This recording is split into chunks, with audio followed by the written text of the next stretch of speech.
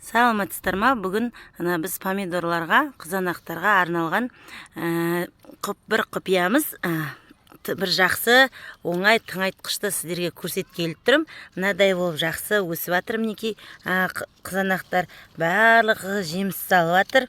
Соған көмектесетін кішкентай ғана бір тыңайтқыштың түрі бар. Осылай жапырақтарына сеуіп шығатын.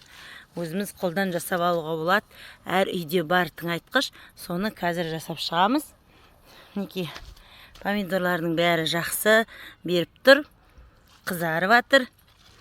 Мына жердегі мінекей қызарып жатыр. Кішкентай сорттары да бар, үлкен сорттары бар. Оларға өкпе жоқ екен, жақсы беріп тұр екен.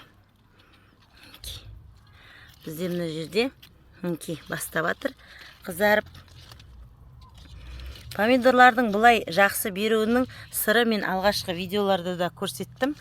Формированияға да байланысты. Формирование деген мен мынадай қылып жауып қойған себебім, бізде қатты ыстықтар болады. Сол кезде олардың гүлі стерилизация етіп кетеді екен, күйіп кетеді. Сондай күйіп кетпесін деп менде мінекей әлі гүлдеп жатыр помидорлардың жоғары жағы. Сол күйіп кетпесін деп мынадай притеняющий сетка жауып қойдым.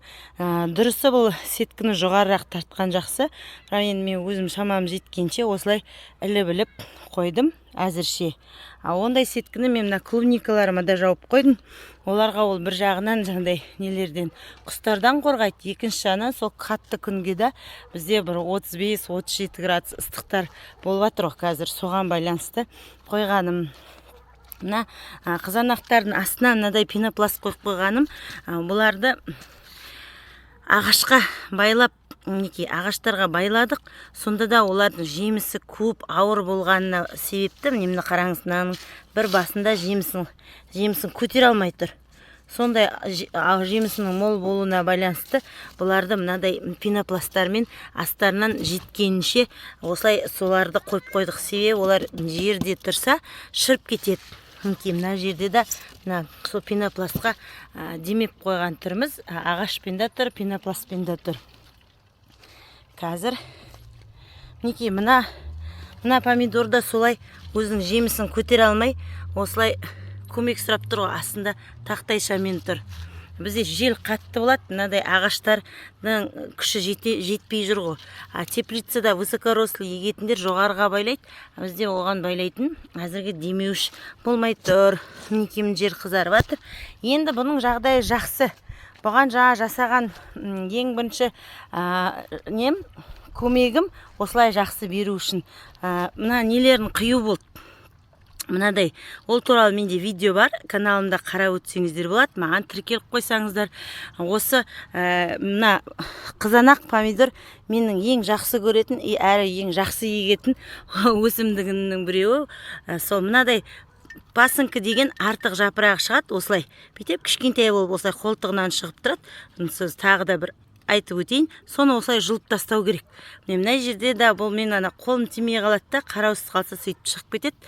Солар басынан бастап солар жұлу керек. Мына жерде мына тіпті үлкен пасынкі тұр. Ұзақ уақыт менде уақыт болмай қаралмай қалған ғой. Сондықтан сол пасынкілерді жұлу керек.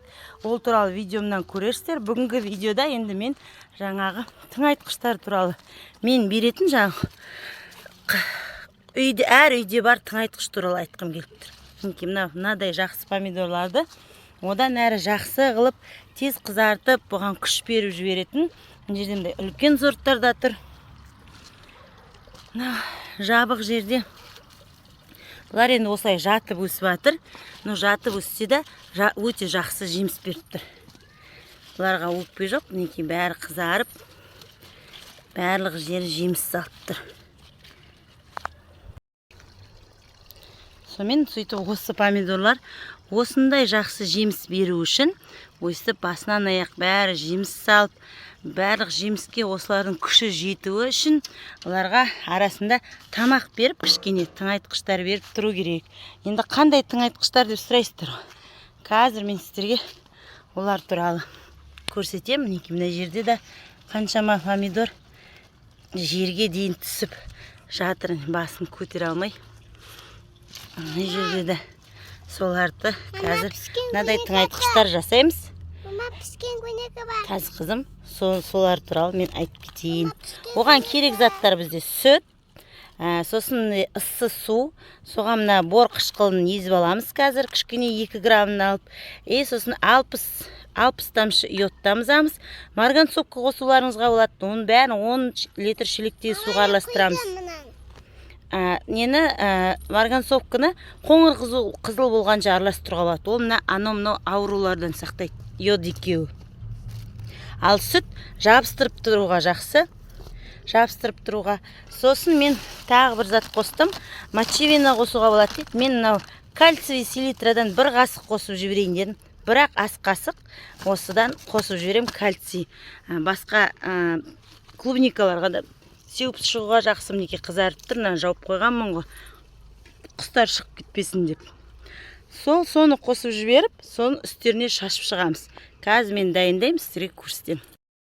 Мінеке мына бор қышқылынан 1-2 грамм салса болады. Жапыраққа шашатын зат қой. Бұл бор қышқылы деген урожайды көбейтеді, аурулардан сақтайды дейді. Мына жерде міне 5-10 граммын 10 литр суға езсе болады дейді. Сондықтан қазір бізге 1-2 граммы керек, қатты көп керек емес, шамалы ғана салсақ болады, 1-2 граммдай түсетіндей.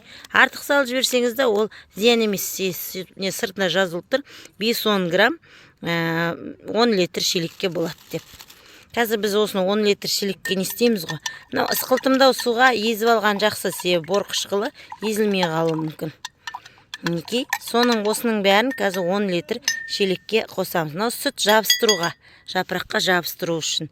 Енді шелектегі суға қазір осыдан бәрін қосып алып, сосын кәдімгі үйде бар шыпырғышпен шашып шығуыңызға болады. Болмаса сепкішіңіз болса, сепкішпен осының бәрі жапырағына шашып шығуға болады. Бұл басқа нелерге де, клубникаларға да, бәріне де шашуға болады. Ана кальций деген керек зат бұл да. Бұны жаңа қорқып қажет емес, бұдан 1-ақ қасық қосайын деп тұрмын ғой. 10 литр шелекке 1-ақ қасығын қосасың, жапырағына шашып шығасың. Ол ешқандай да зиян емес, ол көмектен басқа зиян жоқ. Мен бұларға азот, мочевина қосып жатыр, осыған орыстарда мен көрдім талай ютубтан. Мен оны қоспай тұрғаным, бұларда жақсы жеміс беріп тұр. Қазір мен азот онша қажет деп тұрған жоқпын. Астарына көң салынған, сондықтан азот әзір оларға қажет емес. Мінекей 1 шелек суымызды дайындап алдық, жылы су. Сосын осы огородқа жылы су беру керек, постоянно жылып тұрған андай бөшкеде су беру керек.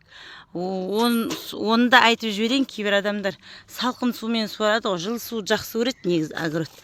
Біз мынаған нені ездік қой. Әлі езілмей атан түбінде. Бор қышқылын ездік қой. Мінекей анықтап көрсетіп жіберейін. Борная кислота. Огородқа арналған, сыртында ненің суреттері бар жапырақтың. Осыны араластырып, мынаған суға қосып жібереміз.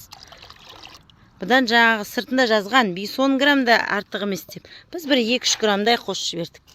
Жаңа сүтті қосып жібереміз. Сосын осының бәрін шашамыз. Мінекей сүтті араластырып жібердік.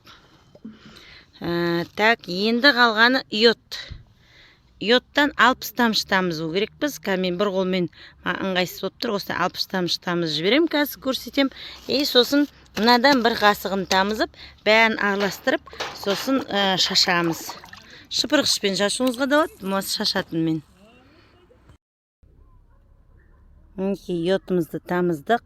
Бір ас қасық, жаңағы 1 ас қасық бар болған.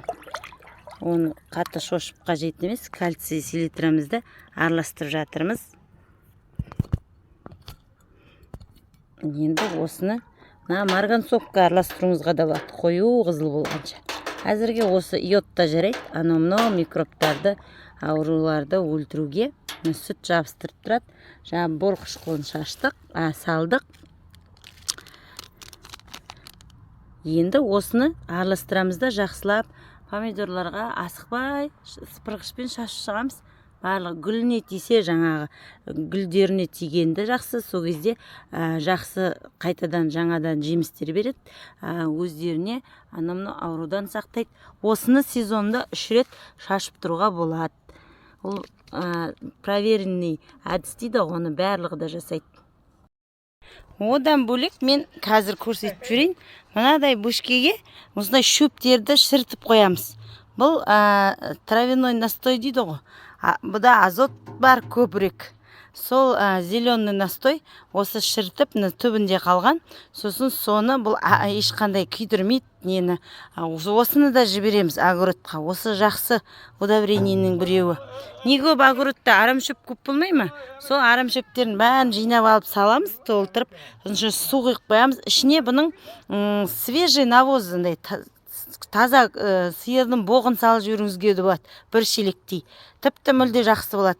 Ал егер тауықтың боғы болса, ол ащы болады, оны өзін бөлек ашытқан жақсы.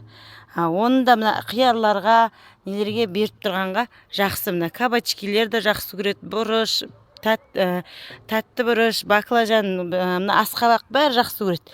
Осы удобрениені сіздерге көрсетіп жіберейін дедім. Ең арзан удобрениенің біреуі ғой, не көп огородта арамшөп көп, соны жұлғаныңызды шала бересіз да, шірітіп жаңағыдай. Дрож қосып жіберуіңізге болады, ол да ашып жақсы болады. Сосын соны суарып атқан кезде күйдірмейді, шелекке жаңдай 2 литрін құйып жіберіп, 10 литр суға езіп, соны осыларға құйып шығуларыңызға болады. Түптеріне 1-1 литрден. Мен бір тапқан тағы бір әдісі, мынандай фруктының коробкілері барлық үйде бар ғой. Соны осылай помидорлардың астына қойға болады екен. Мына помидорларды қараңызшы, өте үлкен. Мына жапырағына бірдеме тиген ғой. Өте үлкен, мынандай бір уыстай дәу помидорлар, мынандай етті помидорлар. Бұл әзір піспейді, жайлап піседі. Соларды енді мына көтеруге мынаның әлі жетпейді ғой өзінің. Сол астына осыны қойып қойдық. Осындай жәшікті тағы да бар. Мынадай тағы да мына жерде де помидор жерге қарай түсіп атығы бәрі. Түскесін су тиіп, жерлер шірейді. Осылардың астына жағдай пластмассовый жәшіктерді тығып қоюларыңызға болады. Мен пенопласт қойдым ғой. Мынандай жерлерге мен тоже қызарып атыр помидорлар. Енді осыны мынадай астарына жәшіктер қойып қойсаңыз, мен анда пенопласт қойып қойдым. Сонда жерге салмағын құлап қалмай көтеріп тұрады. Менің айтқан жаңағы нелерімді, тәсілдерімді сезонна 3 рет жасап тұрсаңыздар болады. Сосын су құйып тұрыңыздар 4 күнде 1 рет мол қылып, құлпынай сияқты, қияр сияқты күнде суаруды қажет етпейді. Помидорлардың жақсы жері, олар 4-5 күнде бір мол қылып суарсаңыз болады. Әрі тағы несін айтайын. Менің алдыңғы каналымда видеоларды қараңыздар. Сода помидор туралы көп заттар бар. Мысалы, оған фосфорды қалай беру керек, суперфосфат, монофосфат, калий, сондай тыңайтқыштарды беріп туралы, қалай беру туралы видеолар бар. Әрі формирование тоже ең басты рөл атқарады. Ол деген, мысалы, ғана кейбір үйден көресіздер, шөп болып кетеді, помидорлары жемісі аз. Солай болмас үшін артық бұтақтарын қалай қиып тұру керектігі туралы да видеоларым бар. Сұрақтарыңыз болса сұрай беріңіздер. Мен сіздерге арнап тағы да 1-2 видео түсіріп түсіндіріп жібере аламын. Тыңдағандарыңызға рахмет. Маған лайк басып, каналыма тіркеліп, қолдап тұрсаңыздар, нұр үстіне нұр. Біз сияқты декреттегі келіншектер сіздерге огород егудің өзінің білетін қыр-сырларын түсіндіріп айтатын болады. Сау болыңыздар.